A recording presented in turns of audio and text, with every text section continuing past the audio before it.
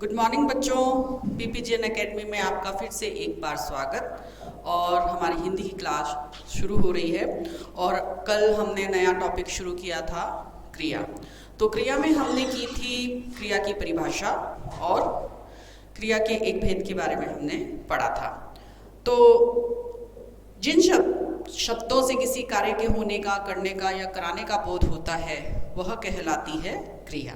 ठीक है ना, जिससे पता चलता है कि कोई काम हो रहा है, कोई काम करवाया जा रहा है किसी और के द्वारा। ठीक है ना, तो वह तक कहलाती है क्रिया। अब कर्म के आधार पर क्रिया के दो भेद होते हैं, जो कि उसमें से एक हमने कल पढ़ा था, अकर्मक क्रिया। ठीक है, अकर्मक क्रिया जिसमें कि केवल कर्ता होता है और क्रिया होती है, कर्म नहीं होता है। ठीक है, अकर्मक, अ का अर्थ है बिना, यानी कि अभाव, और कर्मक यानी कि जहाँ पर क्या नहीं है, कर्म नहीं है, यानी कर्म का अभाव है, वह क्रिया है अकर्मक। और अकर्मक क्रिया के अंदर हमने दो भेदों के बारे में पढ़ा था। एक तो पूरी तरीके से पूर्ण अकर्मक क्रिया, ठीक है ना, और दूसरी थी अपूर्ण अकर्मक क्रिया। अब हम दूसरे भेद के बारे में पढ़ेंगे। दूसरा भेद जो था सकर्मक, स का अर्थ होता है सहित, ठीक है, और कर्मक यानी कि जहाँ पर कर्म है, यानी तीनों चीजें होंगी वाक्य के अंदर, कर्ता भी होगा, क्रिया भी होगी और कर्म भी होगा, तो वह कहलाएगी सकर्मक क्रिया। तो सबसे पहले हम इसकी परिभाषा देखेंगे, उसके बाद में कुछ उदाहरण करेंगे, और सकर्मक क्रिया के बाद में सकर्मक क्रिया के जो भेद हैं उसके भी उपभेद हैं, तो उनके बारे में विस्तार से पढ़ेंगे। तो देखिए, सकर्मक क्रिया।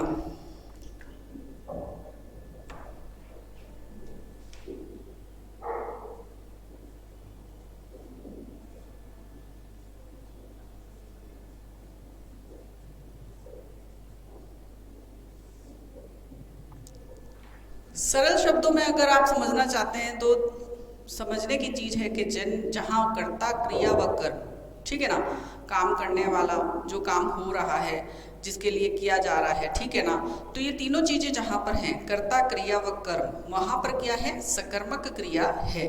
तो लिखिए आप लोग, यह वह क्रिया होती है, यह वह क्रिया होती है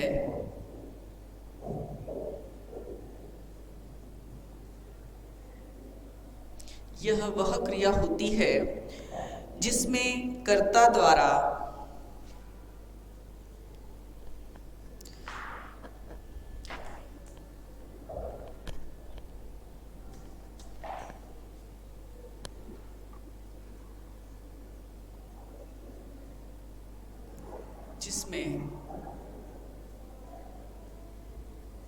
जिसमें कर्ता द्वारा किया गया कर्म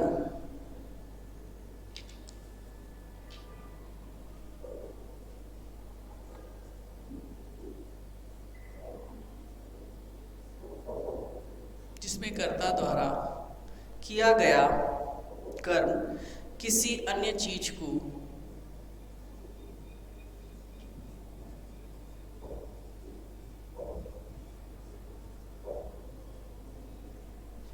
जिसमें कर्ता द्वारा किया गया कर्म किसी कार्य, किसी अन्य चीज को प्रभावित करता है, अन्य चीज को प्रभावित करता है,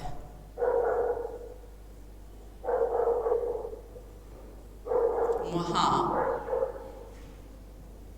सकर्मक क्रिया होती है।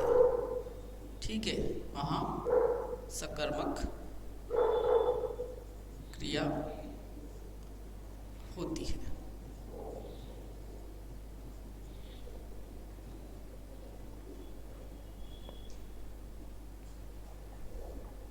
और अन्य शब्दों में अगर कहें तो जब वाक्य में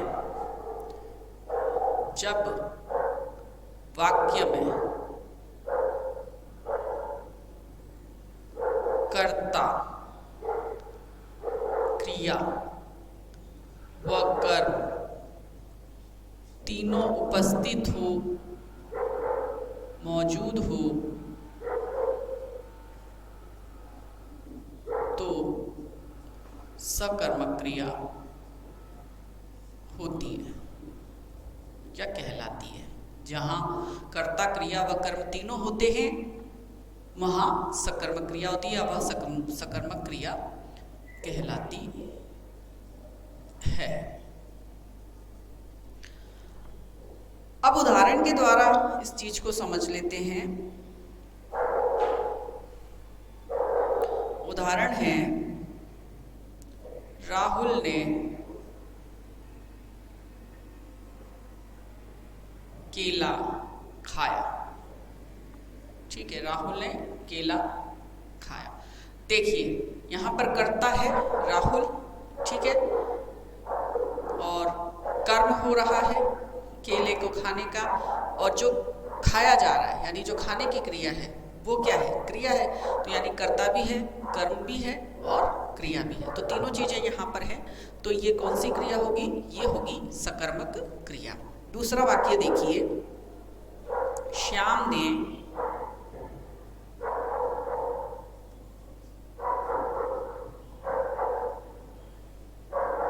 अलमारी की सफाई की।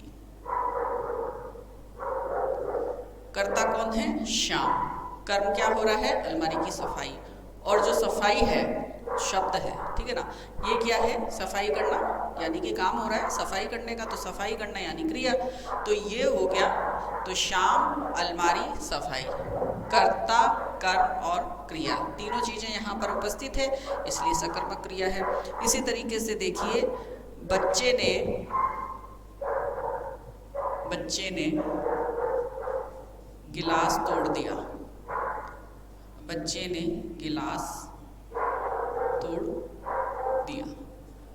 तो देखिए, बच्चा कर्ता यानी काम करने वाला, तोड़ना क्रिया, ठीक है, और कर्म क्या है यहाँ पर, गिलास, ठीक है ना।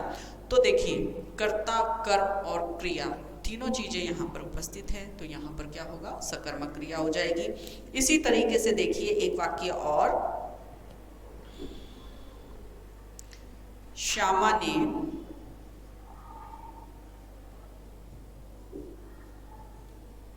मुकुल को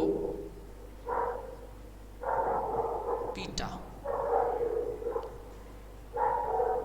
ठीक है, यहाँ पे देखिए एक व्यक्ति दूसरे व्यक्ति को, लेकिन कर्ता अभी यहाँ पे पीटने का जो काम कर रहा है ना, जो पीट रहा है वो करता है, और जो पिट रहा है, ठीक है, तो वो हो गया क्या, कर्म, और जो पीटना है, ठीक है ना, वो है क्रिया।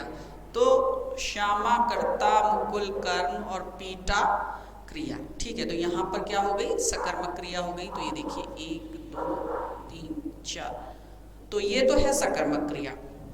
अब सकर्मक क्रिया के भी भेद हैं, ठीक है ना, भेद के भी उपभेद हैं। तो एक तो है पूर्ण सकर्मक क्रिया और एक है अपूर्ण सकर्मक क्रिया, और पूर्ण सकर्मक क्रिया के भी उपभेद हैं, एक कर्मक क्रिया और द्विकर्मक क्रिया। देखिए इसको इस तरीके से समझ लेते हैं हम। पहले मैं इधर साइड में समझा देती हूँ, समझाने के हिसाब से देखिए।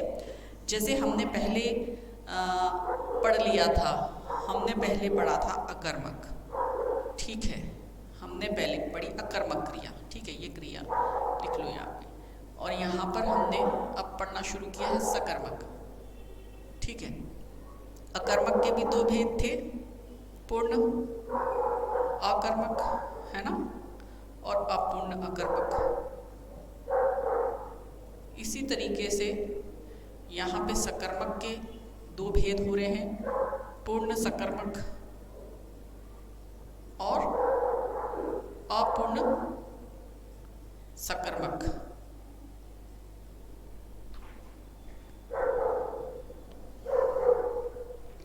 पूर्ण सकर्मक और अपूर्ण सकर्मक। अब पूर्ण सकर्मक, यहाँ पर जो ये सकर्मक क्रिया है, इसके भी 2 भेद हो रहे हैं, एक कर्मक और द्विकर्मक, ठीक है, यानी भेद के भी उपभेद हैं। इसी तरीके से अपूर्ण सकर्मक क्रिया है, तो अपूर्ण सकर्मक क्रिया के अंदर भी जो देखिए वो बट जाती है।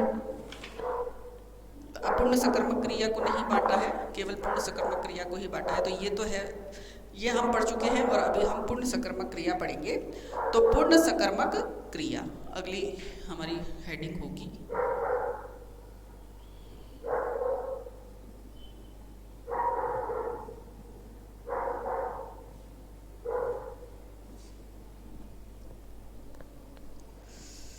तो पूर्ण सकर्मक क्रिया का वह रूप, सकर्मक क्रिया का वह रूप, सॉरी,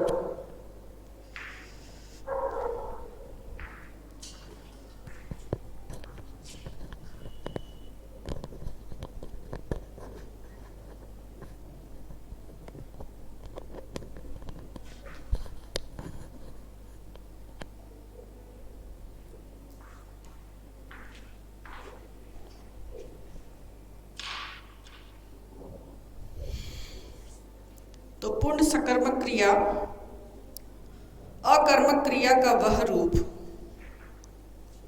अकर्मक क्रिया का वह रूप, अकर्मक क्रिया का वह रूप जिसके साथ कर्मवाचक शब्द, जिसके साथ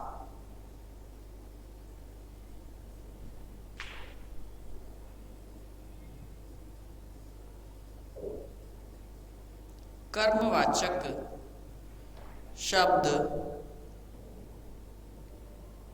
के अतिरिक्त, कर्मवाचक शब्द के अतिरिक्त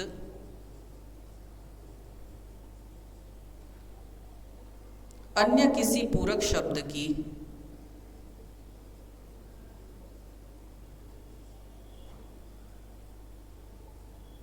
अन्य किसी पूरक शब्द की आवश्यकता नहीं पड़ती, पूरक शब्द की आवश्यकता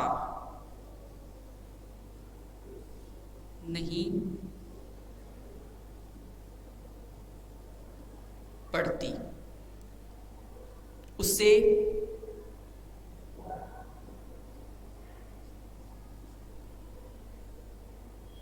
पूर्ण सकर्मक क्रिया कहते हैं। क्या कहते हैं? पूर्ण सकर्मक क्रिया कहते हैं। देखिए, पूर्ण सकर्मक क्रिया अकर्मक क्रिया का वह रूप, ठीक है ना।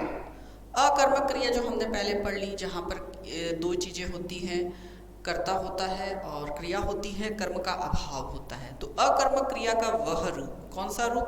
जिसके साथ कर्मवाचक शब्द के अतिरिक्त, ठीक है, कर्मवाचक शब्द के अतिरिक्त अन्य किसी पूरक शब्द की आवश्यकता नहीं पड़ती। अब इसे उदाहरण से समझ लेते हैं।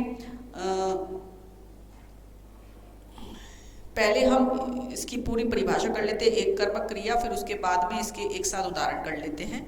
तो देखिए, जैसे कि यहाँ पे मैंने आपको बताया कि सकर्मक क्रिया, इसके दो भेद हैं, फिर पूर्ण सकर्मक के भी दो भेद हैं। तो एक कर्म करने के बाद में मैं आपको वाक्य करवाती हूँ, ठीक है।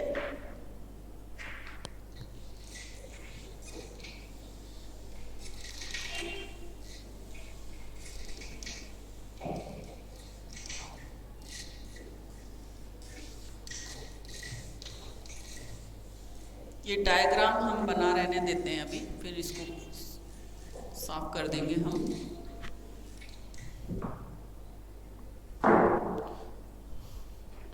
अब इसकी भी हम एक कर्मक क्रिया, एक कर्मक, इसमें क कर देते हैं, एक कर्मक, एक कर्मक क्रिया।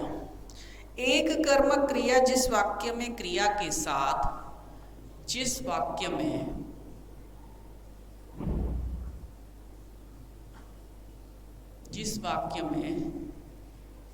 क्रिया के साथ, जिस वाक्य में क्रिया के साथ उसका एक ही कर्म हो, क्रिया के साथ उसका एक ही कर्म हो, वहां क्या होगी? एक कर्मक क्रिया होगी। कर्म हो, उसे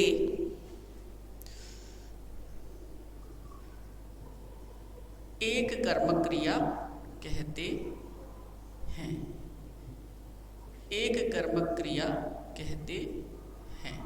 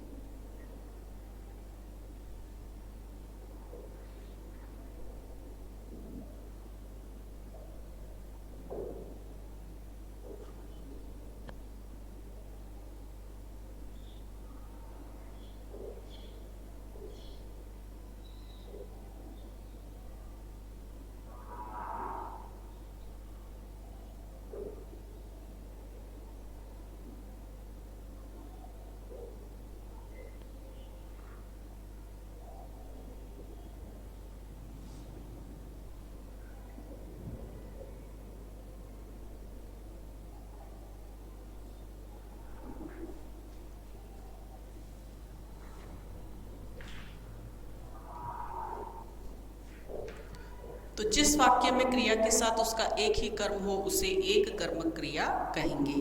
अब उदाहरण के लिए देखिए, राजा शिकार किया करते थे।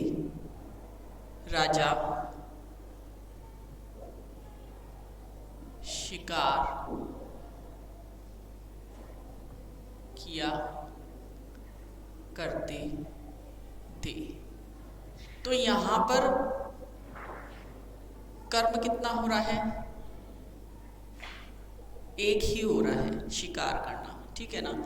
करता है, कर्म है, ठीक है ना, और क्रिया है। और कर्म कितने हैं? कर्म जो है एक ही है, यानी कह रहे हैं ना कि जिस वाक्य में क्रिया के साथ उसका एक ही कर्म हो वहां पर एक कर्म क्रिया होती है। दूसरा देखिए, हम चाय पीते हैं। हम चाय पीते हैं। तो कर्ता कर्म क्रिया एक ही कर्म है चाय पीने का। उसके बाद में महेश पत्र लिखता है या लिख रहा है। महेश पत्र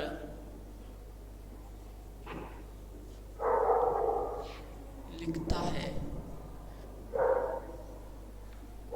और महेश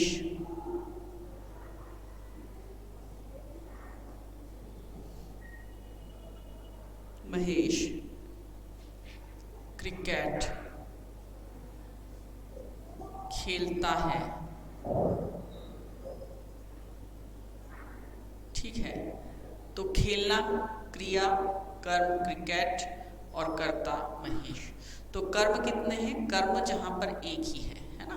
क्रिया के साथ उसका एक ही कर्म है, क्रिया के साथ में उसका एक ही कर्म है, इसलिए यहाँ पर एक कर्मक क्रिया है। अब दूसरी है द्विकर्मक क्रिया। दूसरी कौन सी है? द्विकर्मक क्रिया।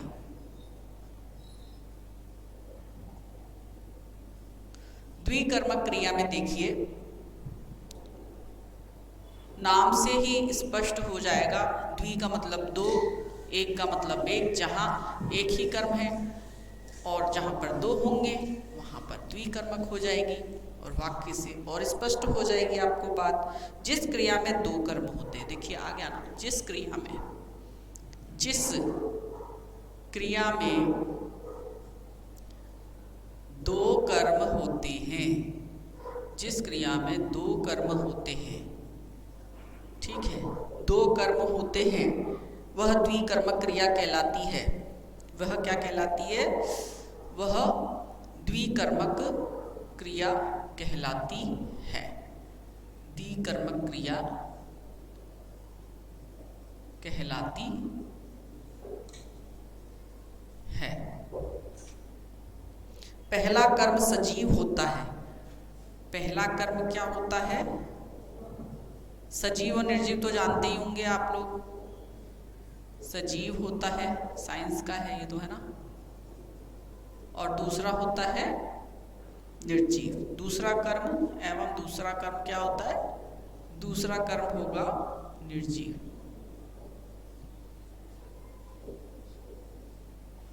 निर्जीव होता है। जैसे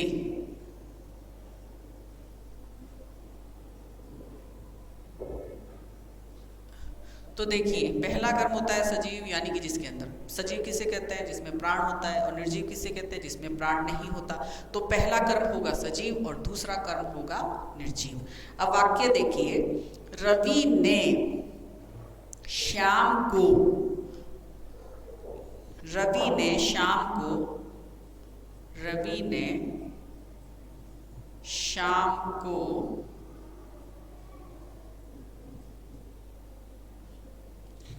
शाम को रुपए उधार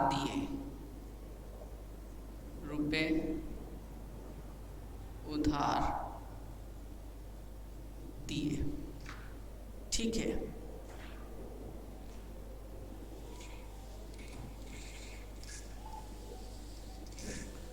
अब देखो भाई, यहां पर कर्म कितने हैं? देखिए, जिस क्रिया में दो कर्म होते हैं, पहला कर्म सजीव, दूसरा कर्म निर्जीव। ठीक है, रवि कौन है यहाँ पर? कर्ता है। और श्याम जो है वो व्यक्ति है यानी कि सजीव है। और जो रुपए है वो क्या है? वो तो सजीव नहीं है ना, वो तो निर्जीव है। तो पहला कर्म तो है सजीव और दूसरा कर्म है निर्जीव। ठीक है ना। तो यहाँ पर कौन सी क्रिया हो गई? यहाँ पर हो गई द्विकर्मक क्रिया। कौन सी क्रिया हो गई यहाँ पर? द्विकर्मक सकर्मक क्रिया। द्विकर्मक सकर्मक क्रिया। ठीक है ना। दूसरा उदाहरण और देखो आप, राम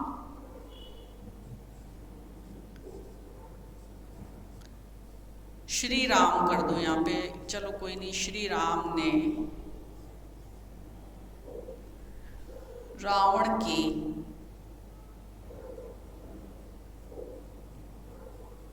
मुकुट को गिराया।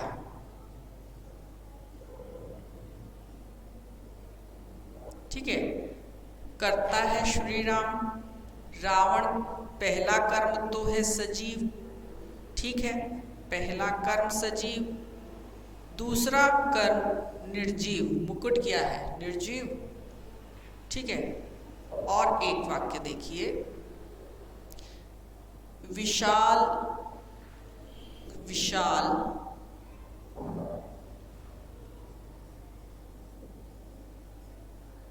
संजीव की पतंग उड़ाता है, उड़ाता है। ठीक है, तो संजीव पहला कर्म है और पतंग जो है दूसरा है। ठीक है ना। उड़ाना यहाँ पर क्रिया है और विशाल यहाँ पर करता है। तो पहला कर्म सजीव, दूसरा कर्म निर्जीव, तो दो कर्म हो गए यहाँ पर। तो यहाँ पर द्विकर्मक सकर्मक क्रिया है। एक और देख लीजिए वाक्य, प्रिया पूनम के मेहंदी लगाती है। प्रिया पूनम की मेहंदी लगाती है। आप देखो, प्रिया तो यहाँ पर करता है, पूनम पहला कर्म और दूसरा कर्म मेहंदी यानी निर्जीव, पहली सजीव दूसरी निर्जीव, तो दो कर्म है। तो यहाँ पर द्विकर्मक क्रिया है। तो ये तो हो गया इसका एक कर्मक और द्विकर्मक क्रिया। ठीक है ना। अब इसके अलावा अपूर्ण सकर्मक क्रिया, बच्चों कई किताबों में ये जो क्रिया वाला, जो सकर्मक क्रिया वाला जो भेद है, इसमें इस तरीके से दे रखा है। जो पूर्ण और अपूर्ण में जो बांटा है ना हमने दो में, तो वो डायरेक्ट उन्होंने तीन में कर दिया है। एक कर्मक क्रिया, द्विकर्मक क्रिया और अपूर्ण सकर्मक क्रिया।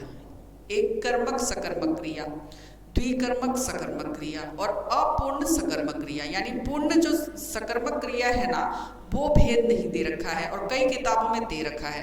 तो इसलिए ज़्यादा आप कंफ्यूज मत हो जाना, क्योंकि जहाँ पर क्रिया के वैसे मोस्टली छोटे बच्चों के लिए तो प्रश्न जो आएंगे वो सकर्मक क्रिया और अकर्मक क्रिया में से ही आएंगे। लेकिन अगर प्रयोग के आधार पर मैं आपको और भेद करवाती हूँ इस टॉपिक में, तो आप कंफ्यूज मत होना। अगर सकर्मक और अकर्मक आपको समझ में आ गई है और उनके भेद समझ में आ गए तो बस इतना काफ़ी है। लेकिन ये है कि जब हम कोई टॉपिक करते हैं तो बहुत अच्छा होगा अगर हम उस टॉपिक को अच्छे से कर लें, विस्तार से कर लें, तो वो हमारे लिए आगे के लिए भी अच्छा रहेगा। क्योंकि व्याकरण तो ऐसी चीज़ है, नींव होती है किसी भी भाषा की। किसी भी भाषा की व्याकरण उसकी नींव होती है, और नींव मजबूत होती है तो इमारत मजबूत होती है ना। तो अगर हम व्याकरण को अच्छे से पढ़ लेंगे तो हमें व्याकरण में से कहीं भी किसी भी टॉपिक में से प्रश्न पूछा जाएगा तो हम भली भांति प्रकार से उसका उत्तर दे सकते हैं। हमें कोई परेशानी नहीं होगी और कोई दिक्कत भी नहीं आएगी, है ना। तो इसलिए मैं आप लोगों को डिटेल में करवा रही हूँ। आप लोग इस बात को ऐसे मत लीजिएगा कि मैम बहुत ज़्यादा डिटेल में करवा रहे हैं, भेद के भी उपभेद, और तो वो आप लोगों के लिए काफ़ी फ़ायदे की चीज़ है। ठीक है। शॉर्ट में करवाना होता तो मैं तो शॉर्ट में सकर्मक और अकर्मक करवा देती, क्रिया एक दिन में हो जाती कंप्लीट, कोई विशेष बात नहीं है उसमें। परंतु क्या है कि पढ़ना और पढ़ाना दो ऐसी चीज़ें हैं कि अगर दोनों ही काम चाव से किए जाए, रुचि से किए जाए तो मज़ा आ जाता है और उसका रिजल्ट भी बहुत अच्छा प्राप्त होता है।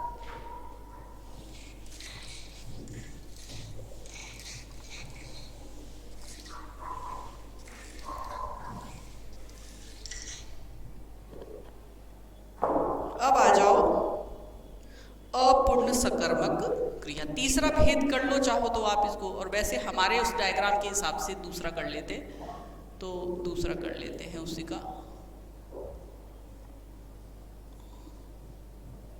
अपूर्ण सकर्मक क्रिया।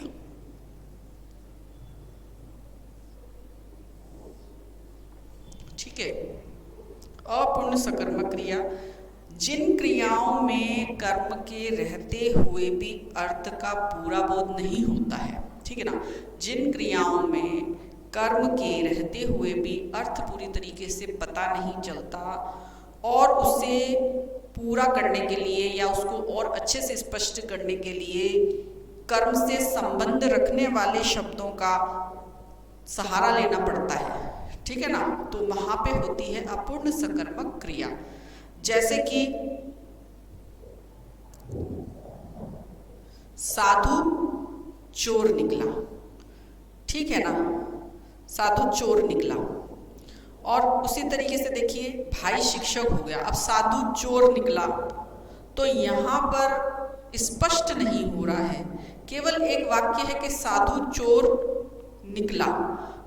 कौन सा साधु जो है चोर निकला ये प्रतीत नहीं हो रहा है। तो अब यहाँ पर क्या जरूरत पड़ेगी, हम उस साधु का नाम लेंगे, ठीक है ना, या कोई उससे संबंध रखने वाली कोई ऐसी आइडेंटिफाई या उसका मतलब परिचय कराने वाली बात रखेंगे, तब यहाँ पर स्पष्ट होगा कि कौन चोर निकला, कौन व्यक्ति चोर निकला। ठीक है, इसी तरीके से एक दूसरा वाक्य है भाई शिक्षक हो गया, तो ये अपूर्ण है। जो अपूर्ण सकर्मक क्रिया है उसके वाक्य लिखवा रही हूं मैं आपको, तो यहाँ पर स्पष्ट नहीं होगा, बात स्पष्ट नहीं होगी, और यही है अपूर्ण सकर्मक क्रिया।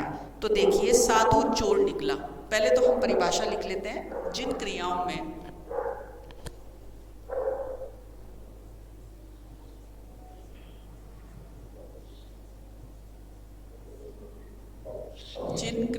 में कर्म के रहते हुए भी अर्थ स्पष्ट नहीं होता है,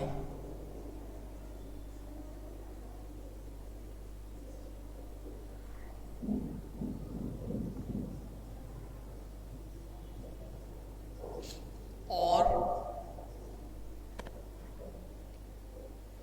उन्हें पूरा करने के लिए और उन्हें स्पष्ट करने के लिए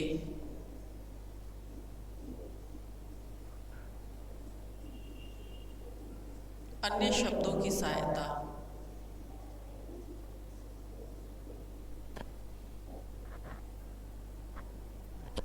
कर्म से संबंध रखते हैं। देखिए अन्य शब्दों की सहायता तो हम लेंगे, लेकिन वो शब्द जो कि कर्म से संबंध, उन्हें स्पष्ट करने के लिए कर्म से संबंध रखने वाले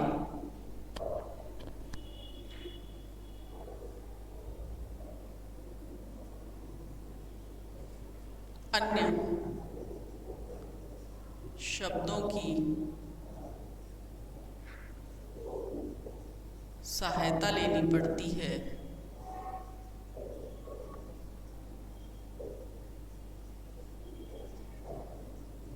वहां अपूर्ण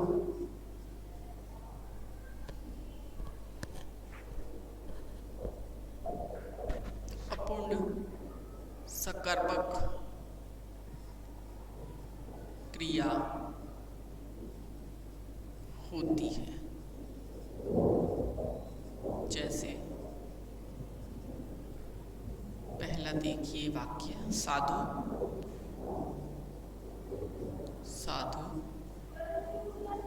चोर निकला। ठीक है ना। तो देखिए, साधु चोर निकला। अब ये बात स्पष्ट नहीं हो रही है यहाँ पे कि कौन सा साधु चोर निकला, या वो साधु का नाम क्या है, या तो उस साधु का नाम यहाँ पर देना पड़ेगा, तब ये बात स्पष्ट होगी। क्योंकि कर्म से संबंध रखने वाले शब्द को यहाँ पर रखेंगे, तब ये बात स्पष्ट होगी कि जो भी बात कही जा रही है वो भी स्पष्ट होगी। तो ऐसे शब्दों को रखना पड़ेगा जो कर्म से संबंध रखते हैं। तो जिन क्रियाओं में कर्म के रहते हुए भी अर्थ स्पष्ट नहीं होते हैं, वह अपूर्ण सकर्मक क्रिया कहलाती है, और उन्हें स्पष्ट करने के लिए कर्म से संबंध रखने वाले शब्दों की आवश्यकता पड़ती है और उनका सहारा लेना पड़ता है, तभी बात स्पष्ट होती है। तो साधु चोर निकला, यहाँ पे बात अधूरी है, अपूर्ण सकर्मक क्रिया है, कर्म पूरी तरीके से स्पष्ट नहीं हो पा रहा है, कर्म से संबंधित शब्द की आवश्यकता है यहाँ पर, इसलिए ये अपूर्ण सकर्मक क्रिया कहलाएगी। ठीक है। दूसरा वाक्य देखिए, भाई शिक्षक हो गया। दूसरा वाक्य है, भाई शिक्षक हो गया। अब ये तो हमें बात सुनते ही स्पष्ट हो जाता है कि शिक्षक तो हो गया, अध्यापक तो बन गया, लेकिन कौन सा भाई बन गया, किसका भाई बन गया, यानी कि कर्म से संबंधित रखने वाला शब्द हमको यहाँ पर देना पड़ेगा, और जब हम वो बताएंगे तभी ये बात स्पष्ट हो पाएगी। अगला देखो, कर्म ही जाति बताता है। कर्म ही जाति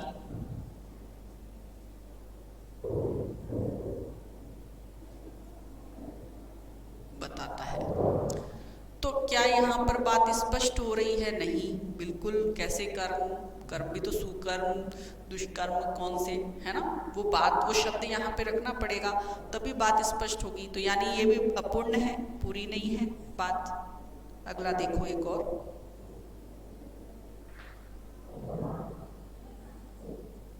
बातों से कुछ नहीं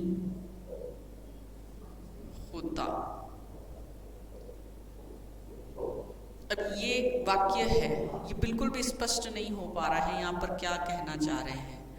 तो यहाँ पर इस बातों शब्द से संबंध, यानी कर्म से संबंधित रखने वाले शब्द हमको देने पड़ेंगे, रखने पड़ेंगे, तभी जाके स्पष्ट हो पाएगा कि कौन सी बातों से कुछ नहीं होता। ठीक है। तो ये है हमारी अपूर्ण सकर्मक क्रिया। ठीक है।